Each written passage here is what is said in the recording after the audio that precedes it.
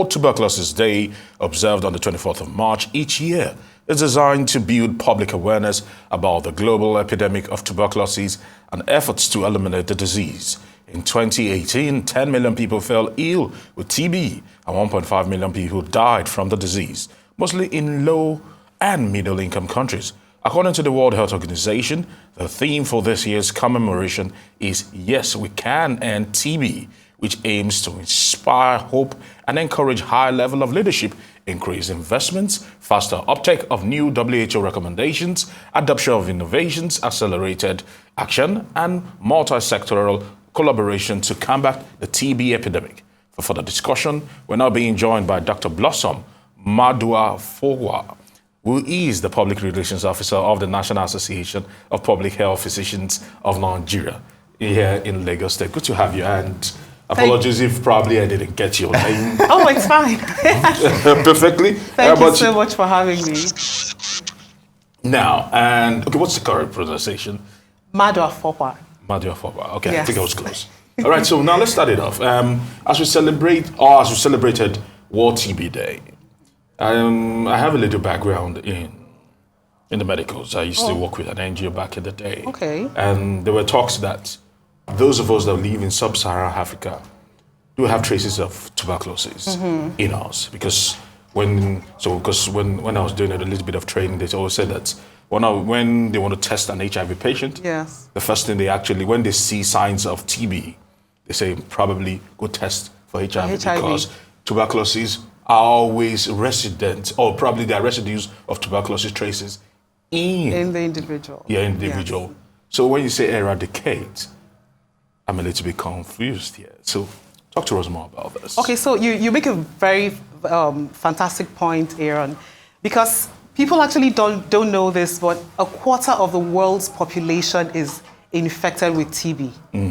But the thing with TB is most of the TB that people are infected with is what we call latent tuberculosis. Okay. Which means you're infected, but it's not going to do anything to you because your immunity is strong. Where the problem comes, and this is why we're having this sort of reemergence of tuberculosis, is because of reduced immunity, particularly 5 different reasons. One, people that have HIV infection, because it reduces your immunity. Yes. People actually don't realize that 25% of deaths from HIV is from tuberculosis. Yes. So HIV infection, undernutrition, particularly in sub-Saharan Africa, it's a very key determinant. Another risk factor is smoking. Harmful use of alcohol is also another risk factor. One thing that people actually don't realize is also diabetes. It's another disease that reduces your immunity and causes that latent tuberculosis to become active tuberculosis. Yes. Very good, Doctor. Since we're talking about the World Tuberculosis Day, how would you assess global effort to eradicate, or at least to a large extent reduce it, especially from the UN WHO perspective over time? Yeah, that's a very good question. So we have what we call the End TB program. So it's a program that's supposed to run from 2015 up to 2035. And the goal of that program is to ensure that we reduce the number of people that come down with tuberculosis every single day. We reduce the number of people that actually die of tuberculosis. And we ensure that no families go into financial bankruptcy because they are treating a family member with tuberculosis. So there's a whole global effort. It focuses on the individual patients, on the communities, 1. 2, focuses on the nation as a whole, how the nation's healthcare system is delivered, and 3, focuses on research and development. It's funded up to $13 billion every single year. Wow. I'm glad to hear that, because I'm glad we celebrate days like this, because usually we always, or rather the focus of the health community is towards the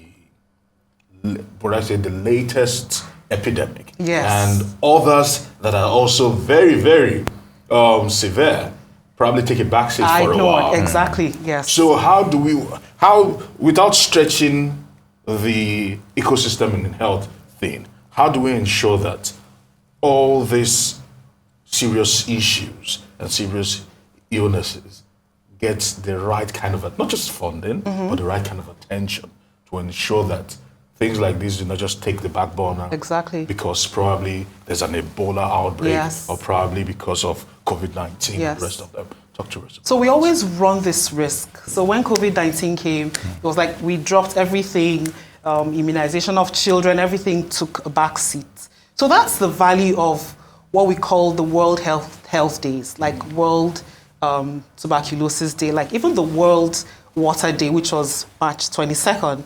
So these days are dedicated to different diseases to raise awareness so that in case people are sort of forgetting that this is a public health issue. So on that particular day, we shine a light on that issue. So that's one of the things that we do. But even without doing that, even in the background, healthcare workers are constantly working on these issues. So they're not completely ignored, but people are working underground. But these days are to sort of shine a light on those issues. Very good, doctor. But how significant is testing for tuberculosis?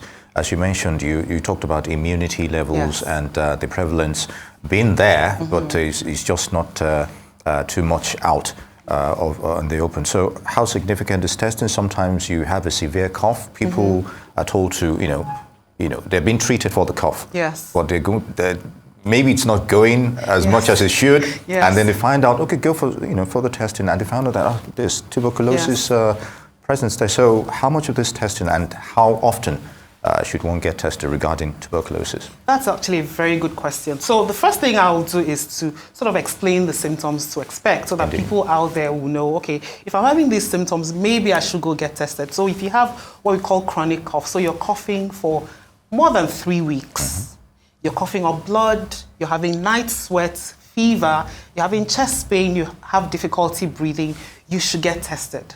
But what we see in our communities is people have chronic cough and people get treated for, it's malaria, it's typhoid, it's this and it's that, and people actually don't get the correct treatment. So what we started doing, we have what we call community informants.